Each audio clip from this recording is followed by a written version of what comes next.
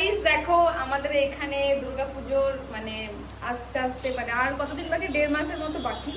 তো আমাদের ওখানে স্টার্ট হয়ে গেছে, তো দেখতেই পাচ্ছ এখন ঘর দেওয়া হচ্ছে, তারপর হবে মাটি দেওয়া, তারপর সবকিছু তোমাদেরকে দেখাবো। একবারে তো বলে দেওয়া যাবে না একটা ব্লগে, তো প্রত্যেকদিন আমি ব্লগ দেবো।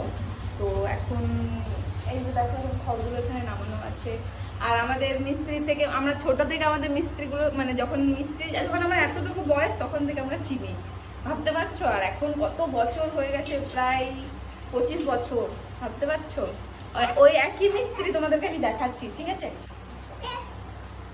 তো দেখো এই যে আমাদের মিস্ত্রি মশাই, এই যে দেখো। তোমার কত বছর হলো এখানে দুর্গা ঠাকুর করা? প্রায় 30 বছর। 30 বছর। আর কতদিন লাগবে তৈরি হতে? তৈরি হতে শেষ দিন পর্যন্ত, ওই পঞ্চমী দিন শেষ করব। তো দেখতেই পাচ্ছ আমাদের মিস্ত্রি এখনো পর্যন্ত ফিটফাট একদম ফাইন আছে। তো মানে চলো টাটা করে দাও, বলে দাও যে আমার ব্লগটা দেখবে সবাই। আচ্ছা, আমার ব্লগটা সবাই দেখবে, কিভাবে দুর্গা ঠাকুর হয়। আচ্ছা কিভাবে দুর্গা ঠাকুর হয়। এই যে দেখো গোটাই একটা মূর্তি তৈরি হয়ে গেছে খড় দিয়ে, এই যে দেখো সাইডে নামানো আছে। তো এটা গেস করো এটা কি মূর্তি। তো চলো টাটা।